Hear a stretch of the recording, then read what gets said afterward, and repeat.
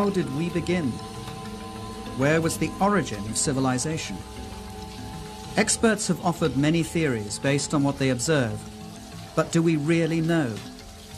For sometimes evidence turns up which completely contradicts all theories.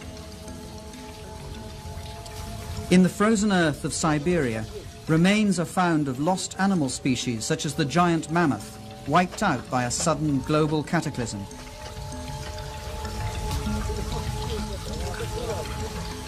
Ancient maps have been discovered which show the continent of Antarctica centuries before we discovered it. This map, which is centuries old, depicts the true configuration of Queen Maud's Land, which is now under nearly a kilometer of ice, and its true configuration wasn't determined until 1949. A century ago, an archaeologist concluded the ancient city of Tiwanaku in Bolivia was a stellar observatory aligned to the sun and stars.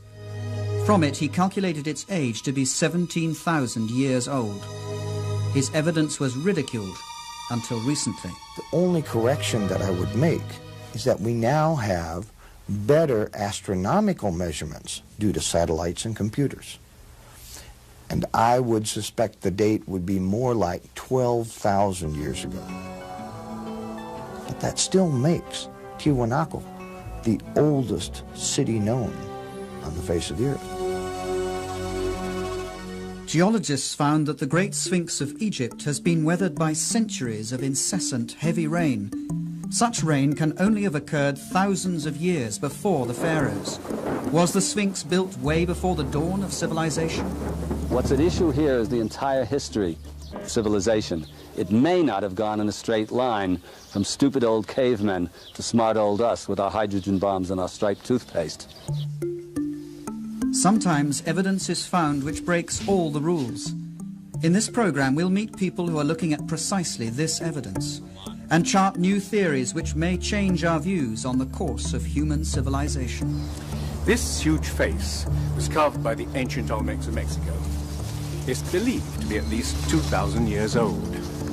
It's quite unmistakably African, and yet Negroes are not supposed to have come to America until after the time of Columbus. In his book From Atlantis to the Sphinx, author Colin Wilson collects clues which he and others believe to reveal footprints of a lost, advanced civilization that existed before history began.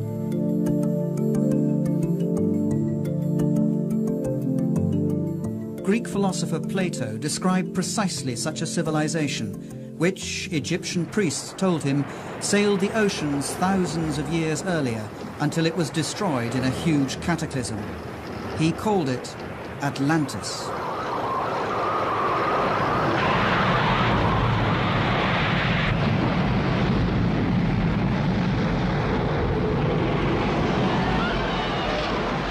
Atlantis. A huge cataclysm.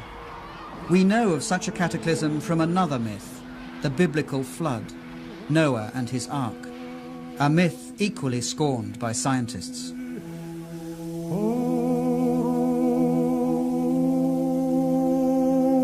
Yet, when they reject the biblical deluge and Noah's Ark as fable, scientists are ignoring the fact that across the entire world there are hundreds of flood myths, quite apart from the Mesopotamian and the Hebrew accounts, which tell the same story of a worldwide disaster which virtually wiped out mankind before the beginning of recorded history.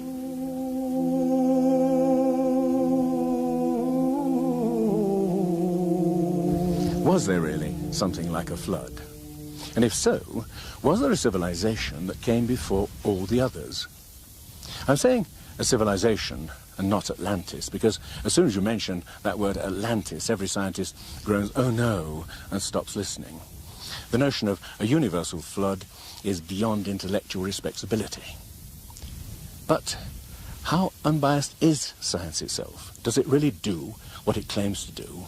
Take the facts and start from there. Throughout history, science has tended to focus more on its own theories than on the facts. From facts, a theory arises to explain them. Other facts are laid aside. New facts may change the theory, but as often they're again ignored. We call such facts anomalies, evidence which doesn't fit. In their controversial book, Forbidden Archaeology, scientists Thompson and Cremo show what happens to such evidence which contradicts the rules. Over the past 150 years, these archaeologists and anthropologists have covered up as much evidence as they've dug up, literally. Basically what you find is something we call a knowledge filter. This is a fundamental feature of science, of human nature. People tend to filter out things that don't fit. So in science you find that evidence that doesn't fit the accepted paradigm tends to be eliminated. It's not taught, it's not discussed, and people who are educated in scientific teachings generally don't even learn about it. What we're talking about, for example, was demonstrated in Hiatlico, Mexico, in 1966, when archaeologist Gene Steen McIntyre threatened to overturn the conventional view that mankind is relatively new to most parts of the Earth. That he penetrated into Siberia around about 30,000 years ago, and definitely not into America until about 20,000 years ago. In Mexico, Gene Steen McIntyre uncovered stone tools and human bones and had them dated through a variety of thorough scientific tests. We thought we had an old site. This was back in '66, and we thought it was perhaps 20,000 years old, and at that time that was considered a very old age for the site. When we finally got the dates and all the different methods we used to date it, it came out to be 250,000 years old. To tell you the truth, I would have been happy with a 20,000-year-old date. It would have made my career. And I was rather naive. I thought, okay, I'm just going to stick with the date. We've got the information, we got the facts, let's get the facts out and go on from there. And I didn't realize it was going to ruin my whole career. All her professional opportunities have been closed off since then. The site was closed, permission for further investigation denied, permanently. Yet earlier this year, over 3 decades later, archaeologists uncovered traces of human beings in Siberia dating back 300,000 years, a date which suddenly makes Gene McIntyre's find not so improbable after all. It's not necessarily a deliberate conspiracy in the sense of some people getting together in a smoke-filled room and saying, we're going to deceive people. It's something that happens automatically within the scientific community. So when a given piece of evidence disagrees with the predominant theory, then automatically people won't talk about it, they won't report it, and that means that science fails to progress in the way that one would hope.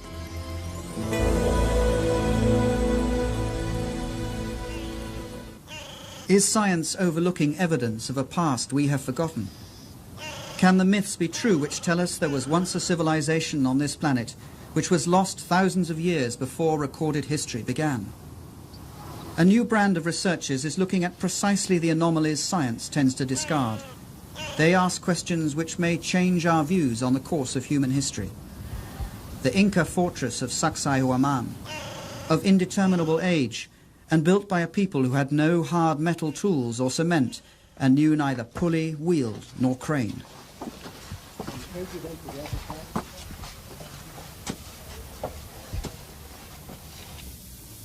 And just look at this stone. I've counted 11 corners. This thing must weigh more than 200 family-sized cars, and it reveals the incredible craftsmanship of the people who built it. These things also reveal something else, an incredible ability to handle things of this size. How on earth did they get it up there? Bolivia, the ancient mysterious ruins of Tiwanaku, similar craftsmanship, advanced building capabilities which are unexplained. The facing stones of this site are perfectly set with no mortar. We took a needle, and that needle we tried to insert at every point along the joint, and the needle couldn't be inserted. A perfect cut. When the Spanish conquerors asked the Incas whether they'd built Tiwanaku, the Incas said, no, we didn't build it. It was built thousands of years before us. Now, the evidence shows it was built by an advanced civilization. And a chance discovery reveals just how advanced they may have been. The building blocks of Tiwanaku aren't held together by cement. Whoever takes them apart discovers the unexpected glint of metal holding the stones together. What I find amazing here is that to move to each site where the staple was needed, they had to have something like a portable smelting plant to maintain this metal in a molten state.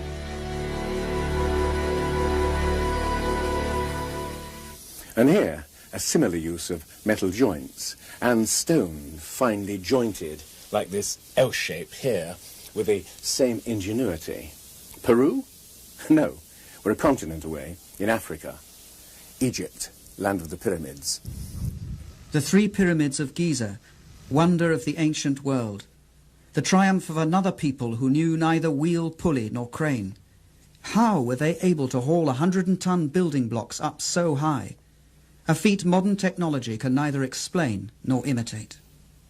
I'm an engineer, and I can tell you that to raise blocks of this size to such heights requires a special crane. Now, for a people who did not have that sort of machines, not even the simplest pulley or the wheel, and using simple copper tools, how could they do this? Beauval believes the Great Pyramid of Giza was much more than a tomb, and that it betrays an unexpectedly high level of technology. In their book, Keeper of Genesis, Robert Beauval and co-author Graham Hancock list many unexplained feats. Drilling expert Chris Dunn. This is an incredible piece of work and a mystery. How did they do it? The sarcophagus in the king's chamber. How did primitive builders make the inner contents match the contents of the stone sarcophagus itself down to the cubic millimetre? A feat requiring a sophisticated knowledge of physics, a mystery just like the actual drilling itself. The typical way of doing it primitively would be with a bow saw, a bow drill, and they would advance the tool into the piece using sand or a diamond. And to me, that would just take too long, too many years to do this. Well, how do you think they did it? I think that they had to have used some power tool. Today, if we were to drill this, we would advance the drill into the granite at a rate of 2/10,000ths of an inch per revolution of the drill. They were advancing a lot faster than that. Faster? Researchers such as Chris Dunn wonder about the purpose of this strange instrument on a hidden frieze. But power drills? That seems a rash conclusion. Yet traces of high-speed drilling present unsolved mysteries. Now, just look at this. The incredible precision of the workmanship, the total smoothness of these walls. In this tomb, which is intended for sacred bulls, and which testifies to the tremendous level of craftsmanship of these people. And of course, that could be explained in terms of 100 workmen polishing away for 10 years. But how about a real mystery? The mystery of the Egyptian vases. Not like this clay vase, which I've just bought, but vases of alabaster, basalt, even diorite, which is the hardest stone of all. Now, the mystery is this. It's easy enough to see how you could hollow it out by drilling straight down inside, but what about these pieces around the corners? Modern technology is unable to do it. And yet, the ancient Egyptians fashioned thousands of these things, some of them 2,000 years before civilization is supposed to have started here. How? The mystery is still unexplained. Unexplained. How could the builders align their gigantic pyramids to the cardinal directions so impeccably? Perfectly east-west and perfectly north-south, with a precision unmatched by modern builders. The Great Pyramid seems to be a mathematical model of the Northern Hemisphere and incorporates the transcendental value of pi, the ratio of a sphere's diameter to its circumference, the basis of higher mathematics.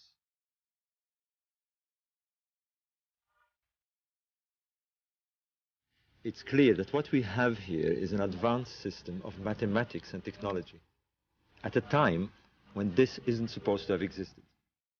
And to achieve these results, the ancient builders had to use a slope of 52 degrees. Any other slope just wouldn't work. But it was not only the Egyptians who knew pi. That transcendental value is also represented in the slope of this pyramid and the strange angle its builders gave them at Teotihuacan in Mexico, the city later generations of awed Indians would call the City of the Gods.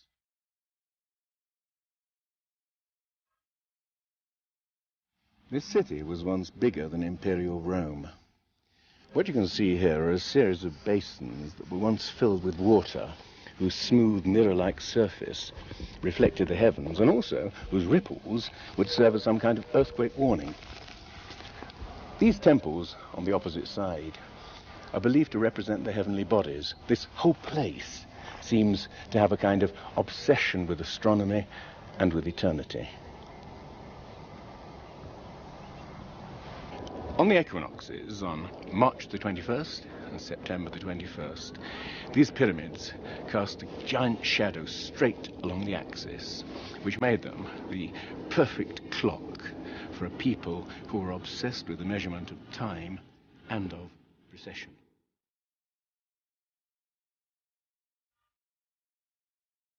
As if tapping some common source, ancient civilizations around the world display sophisticated knowledge of the heavens, which has yet to be explained. A fascination for the sun and stars and for precession, the slow, relentless movement of the earth, which make the constellations seem to travel through the night skies and epochs.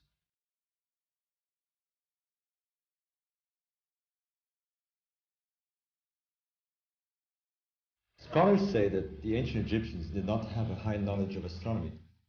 But here is evidence of their fascination and sophisticated knowledge of the sky.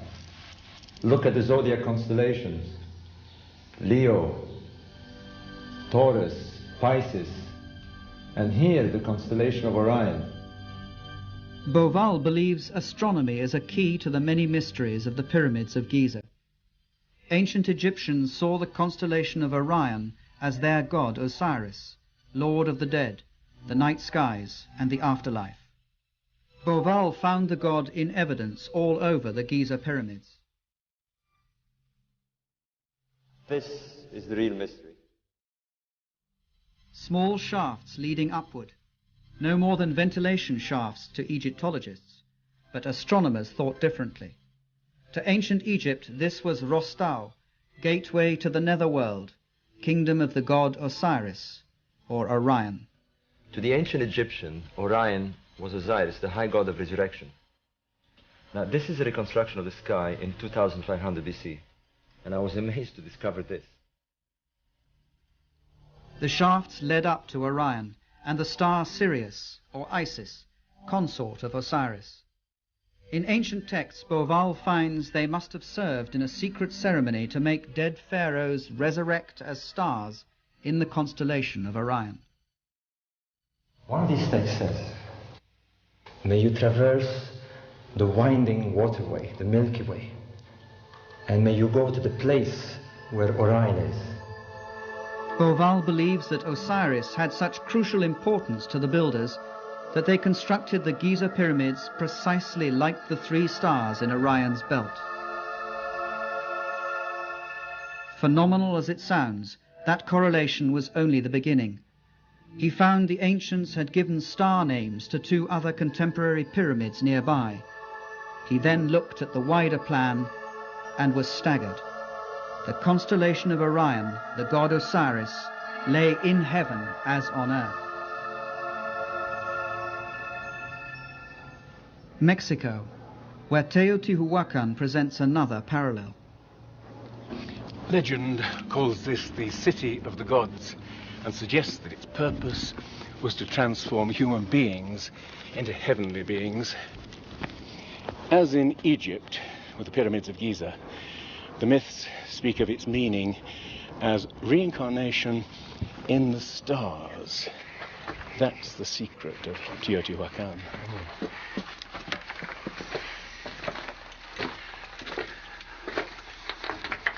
But an even greater enigma lies in the pyramid up above me. When it was first excavated in 1906, they discovered an enormous sheet of mica.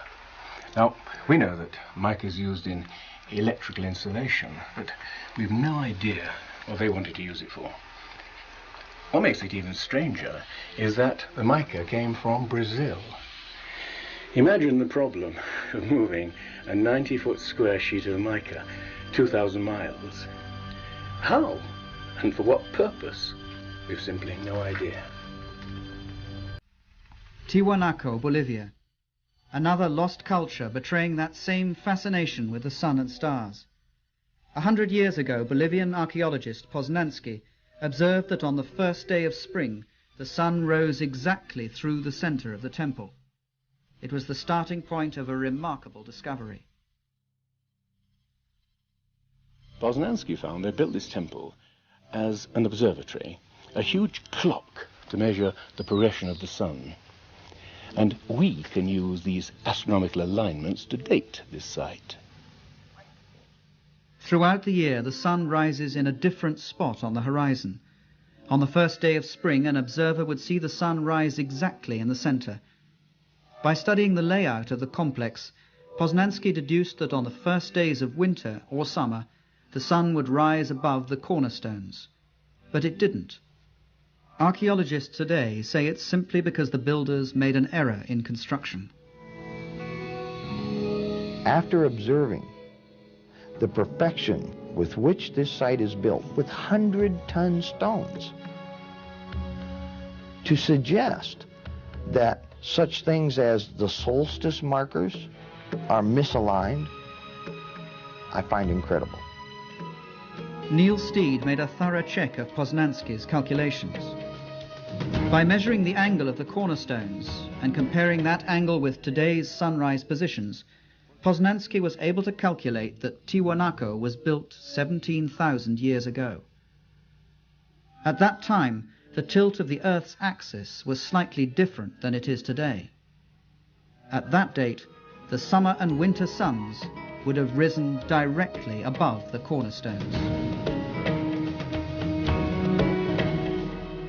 I would suspect the date would be more like 12,000 years ago. But that should make each and every one of us fully question the origins of civilization.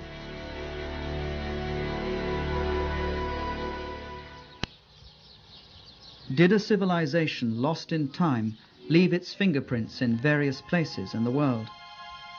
Egyptian priests told the Greek philosopher Plato of such a civilization which had existed 12,000 years ago.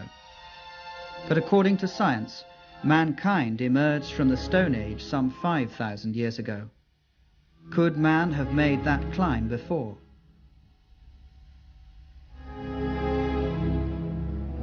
In Egypt, investigator John West found that the Sphinx of Giza wasn't weathered in the same way as its surroundings, eroded by sand and desert winds. Instead of horizontal weathering, the Sphinx shows rounded, undulating marks of erosion. You don't even have to be a geologist to look at it and see what must have been responsible for that kind of weathering. Only water pouring in sheets over the enclosure wall could have produced those rounded contours.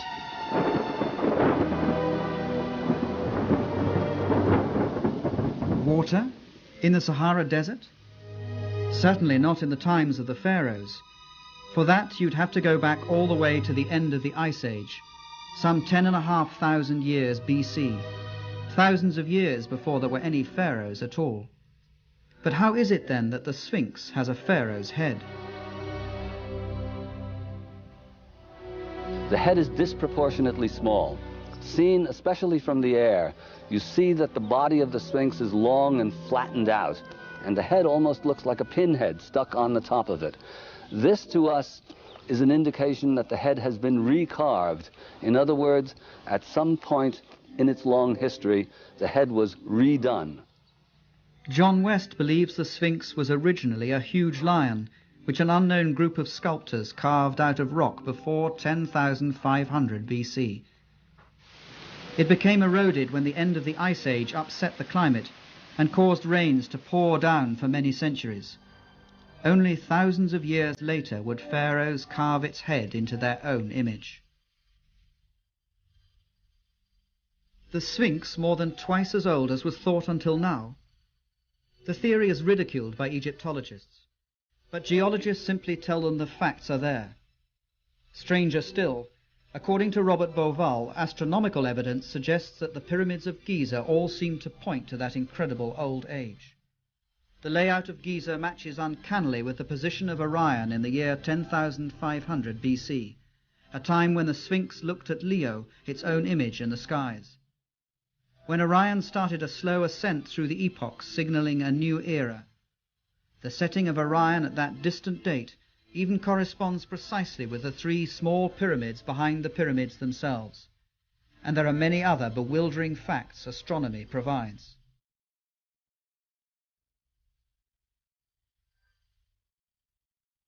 And this matches exactly with the analysis of the Sphinx.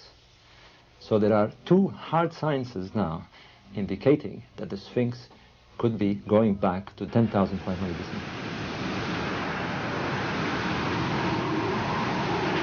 Egypt experienced major and dramatic changes at the end of the Ice Age, particularly about 10,500 BC, when very high, exceptionally high floods covered the floodplain, and it ended things both in the Delta and the Nile Valley in general.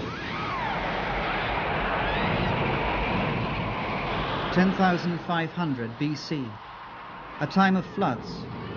Could the designers of Giza point back to that distant time? The time their myths say that the god Osiris and his helpers ascended from chaos to bring first fruits of civilization. Where did they come from?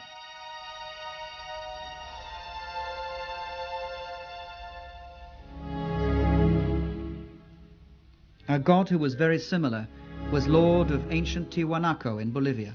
Here in this mysterious city of Tiwanaku, the god they worshipped is tall, bearded, described as white. Viracocha emerged in times of chaos and destruction from across the waters to bring some kind of renewal to the human race. The white god Viracocha. In Mexico, he's called Quetzalcoatl, who came with others to bring the first fruits of knowledge. His symbol is all over Teotihuacan. The feathered serpent, symbol of the enigmatic god Quetzalcoatl, who came from the east after times of tremendous cataclysm to bring civilization to this part of the world. Could gods like Osiris, Viracocha and Quetzalcoatl have been real people who came from afar? Survivors of a cataclysm that had destroyed their homes and civilization?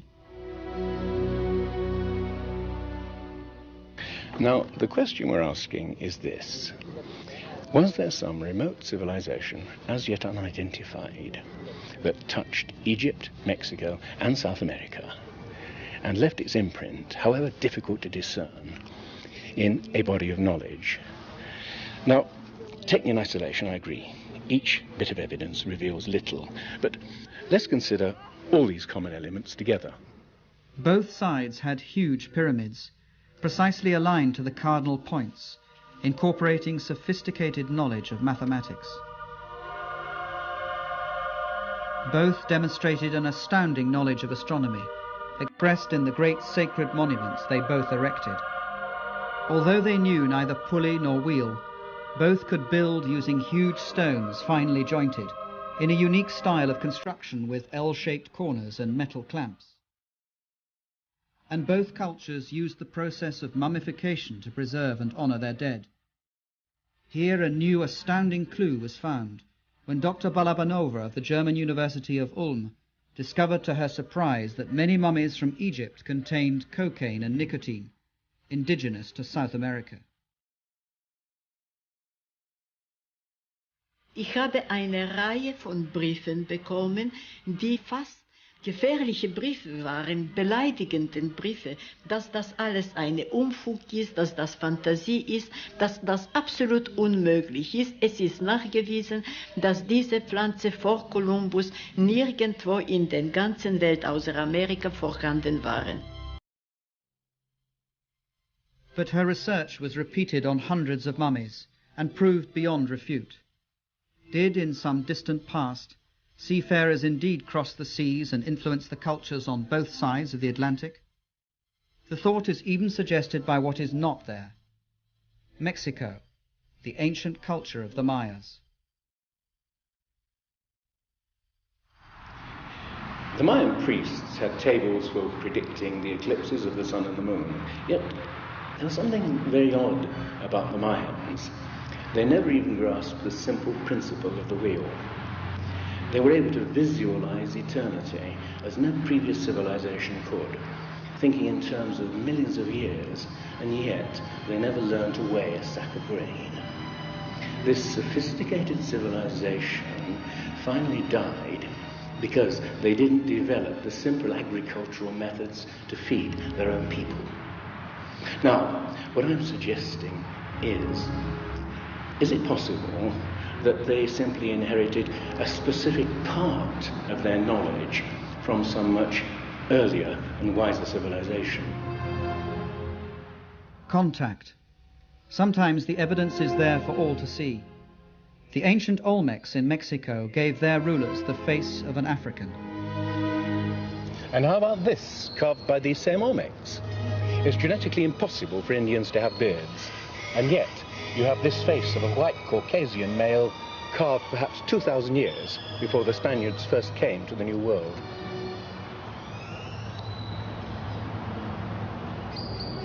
So, faces of Africans and Caucasians carved many centuries before Columbus. Where did they come from? How did they get here? How did they come to influence the most ancient culture of Central America, the mother culture of Mexico? All that archaeologists know is that they suddenly materialized, fully evolved about 1500 BC. No sign of a development phase. These people, whose characteristic expression was the carving of huge stone heads of Caucasian and Africans, seem to have come out of nowhere.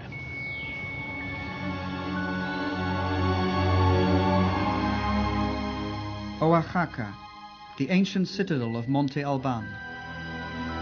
Here further to the south in Mexico is what seems to be the last record of these mysterious men. For these figures carved in stone seem to represent men who've been slain in battle, naked, forlorn, most of them castrated. This may be the point where these men disappear from history.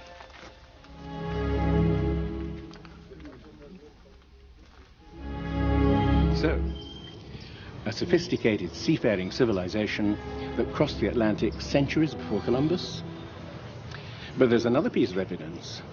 There are old maps that suggest that ancient seafarers possessed a knowledge of the globe that's never been explained. A puzzle for scientists throughout this century.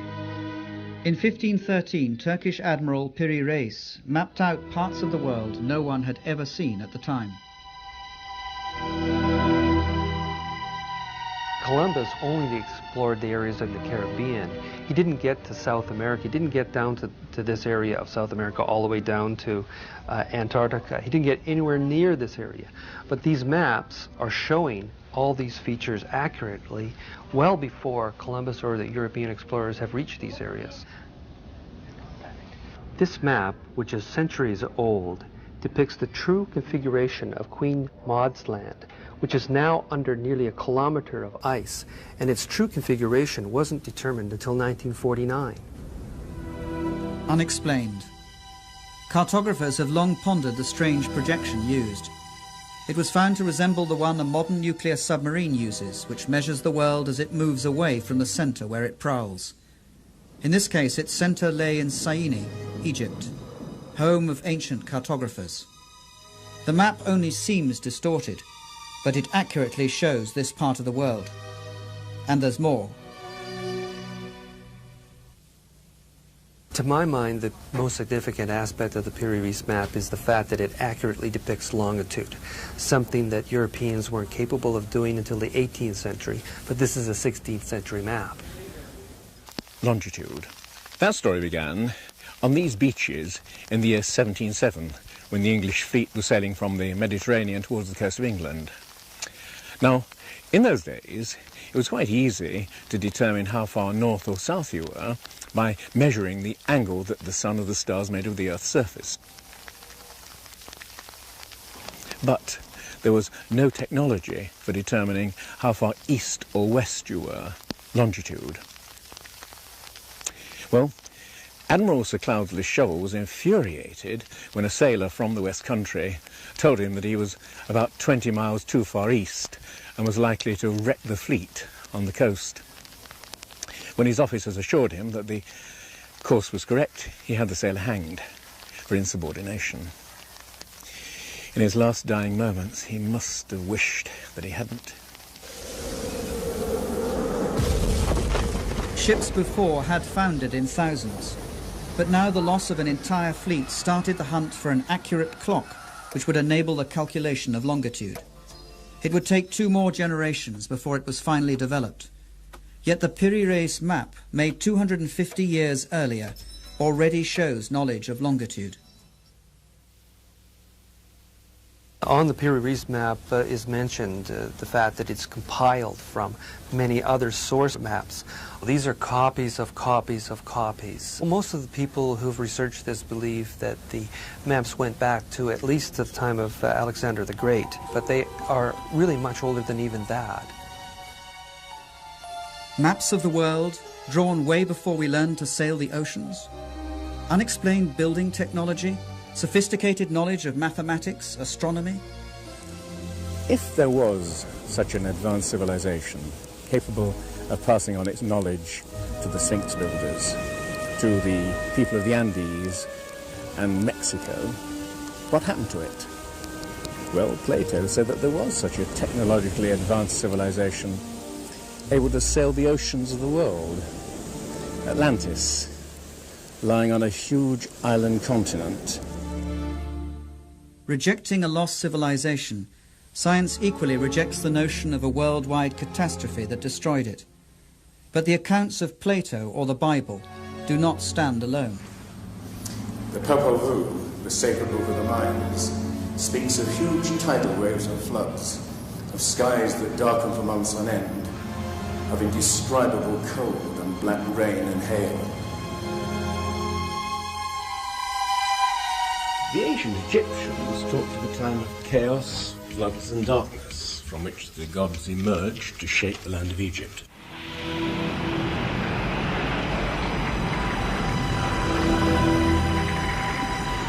The sun disk of the Aztecs speaks of 4 cycles of destruction: by flood, by fire, by wind, and by blood and war, and foresees the end of the world by upheaval from the bowels of the earth.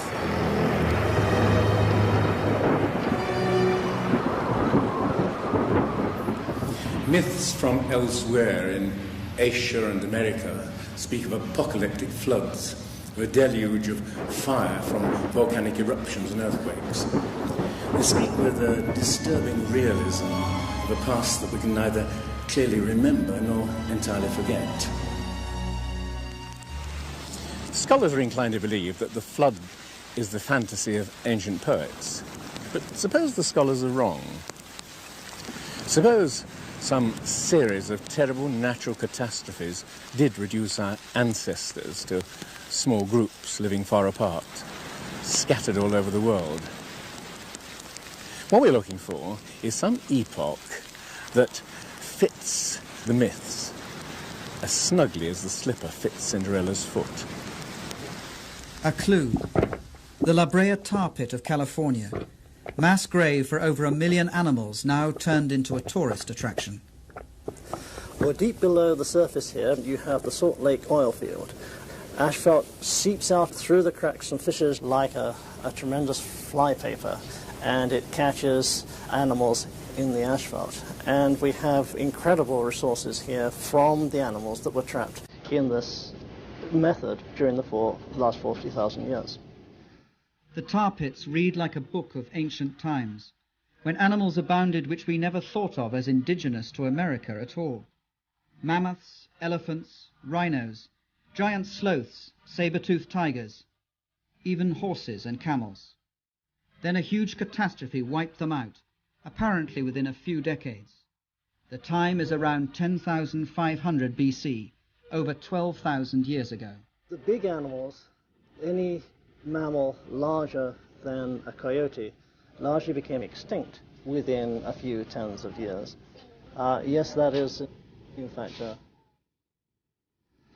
great catastrophe.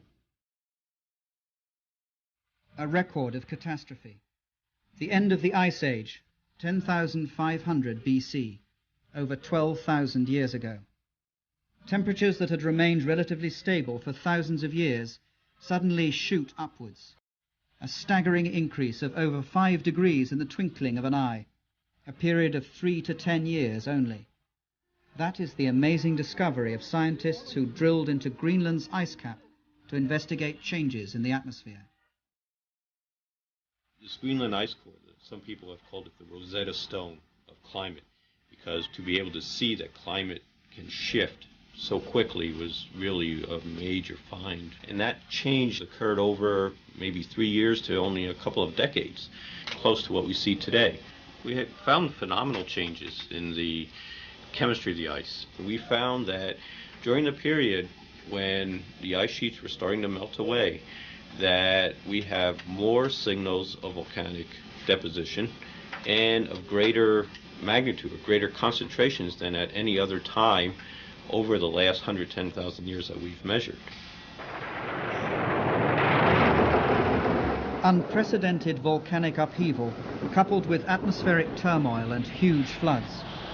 For as ice sheets over a mile thick melted within decades, sea level shot up by 4,500 feet.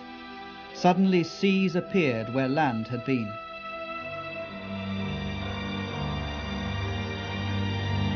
You could walk from Great Britain to Scandinavia at a time when a climatic revolution shaped the North Sea. It was a time when great floods covered the plains of North America, so that the skeletons of whales are found in Michigan. A time of cataclysm at the end of the Ice Age, which may fit the myth. In the New World alone, about 70 kinds of animals became extinct. Saber-toothed cats, mammoths, giant sloths, horses, camels. Let me just put that in perspective.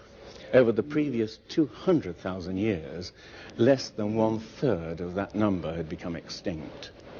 And that same extraordinary pattern of extinction was repeated over Europe and Asia. In the permafrost of Siberia and Alaska, tangled masses of bones are found of millions of animals which perished in a cataclysm. The giant mammoth didn't fall victim to the hunters of prehistory. He was felled by natural catastrophe. At the turn of the century, Siberian hunters stumbled across the frozen skull of one huge animal. When it was dug out and transported, its stomach was found to contain undigested plants from a temperate climate. The animal had been deep frozen faster than any modern freezer is capable of. What is certain is that some 12 or 13,000 years ago, a terrible cold descended on Siberia and hasn't relaxed its grip ever since. This riddle of the instant frozen mammoths has given way to some strange anecdotes, some true, some untrue, like the mammoth steak served in Fairbanks, Alaska. But what is certainly authentic is a report by the Russian 19th century naturalist Baron Wrangel, who discovered Bear Island, which is north of Siberia, and where the sand was literally held together by reefs of bones and tusks of mammoths and other animals that had disappeared in some strange primeval catastrophe. These mass extinctions, this tremendous volcanic activity, this rapidity of the melting of the ice seems to suggest some enormous climatic revolution that took place about 12,000 years ago. There seems to be some unknown factor that we can't put our fingers on. The end of the Ice Age. What made it a revolution? Here's the big question. What brought on cataclysm? One of the best theories that has been put forward is by an American, Charles Hapgood, who suggested something he called earth crust displacement, which meant that the whole crust of the earth shifted around suddenly like the skin of an orange. The whole outer shell of the earth, it's only 1/3 of 1% of the earth's mass. Like the a peel of an orange, if it was loose, it moves.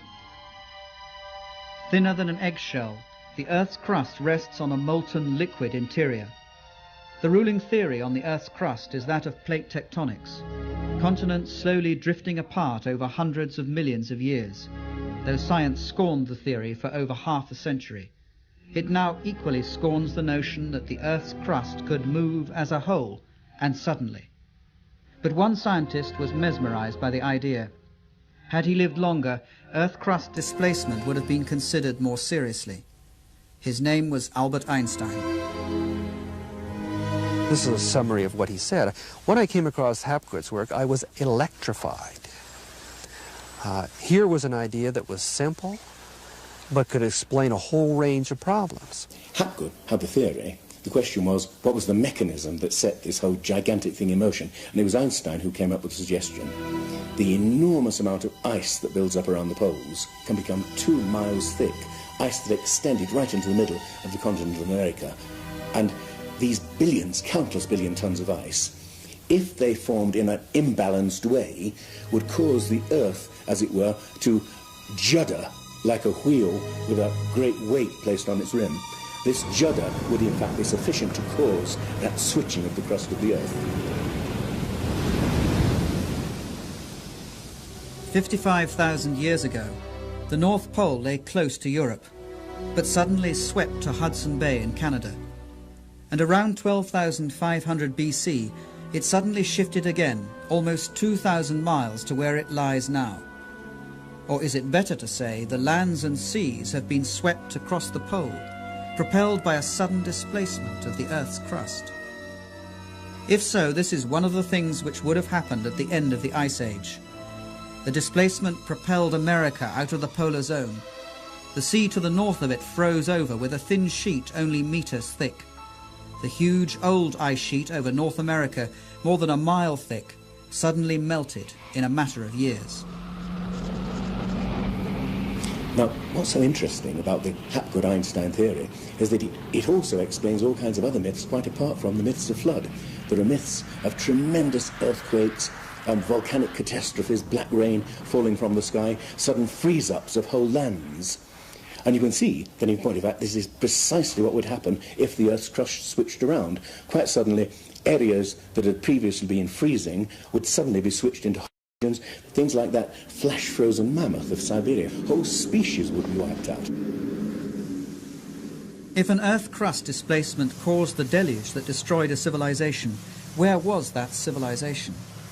Searchers believe to have found it on the Greek island of Santorini, once destroyed in a huge eruption, or in ancient Troy.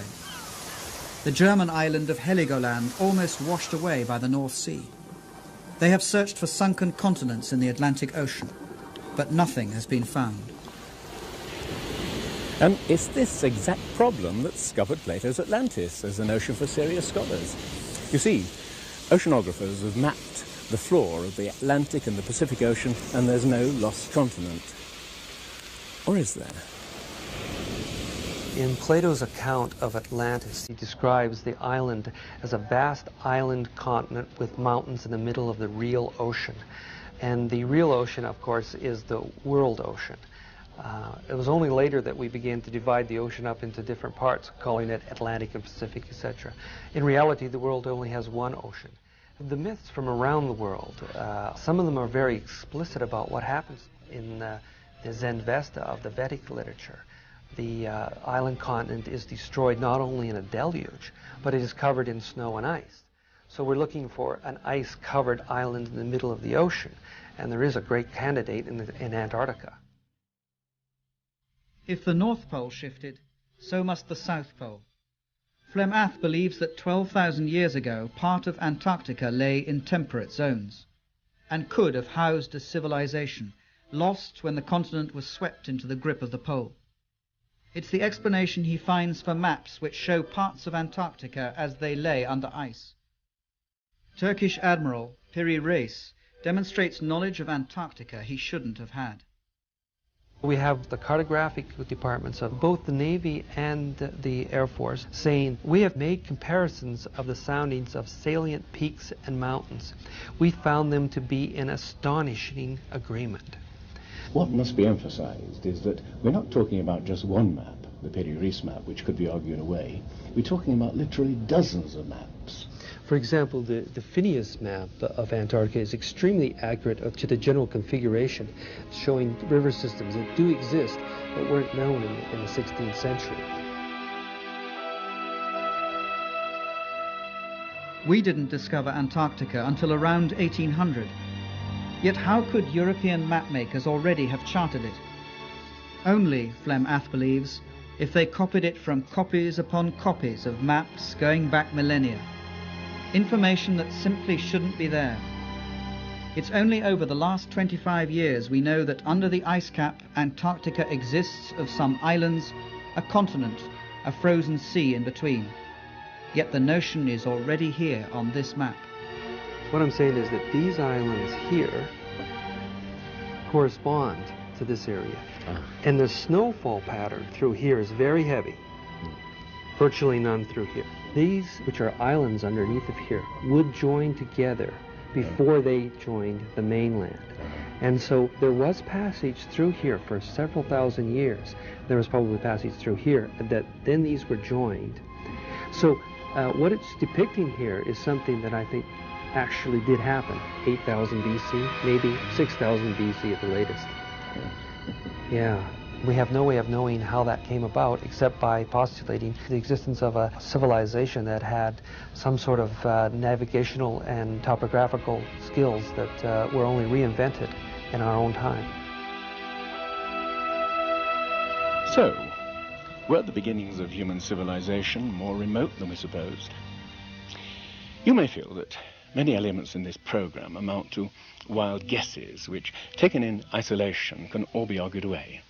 What I'm suggesting is that if you put these pieces all together like the pieces of a jigsaw puzzle, you begin to see the emergence of a pattern, like a shape emerging from the mist. A civilization that vanished and was forgotten long before recorded history began.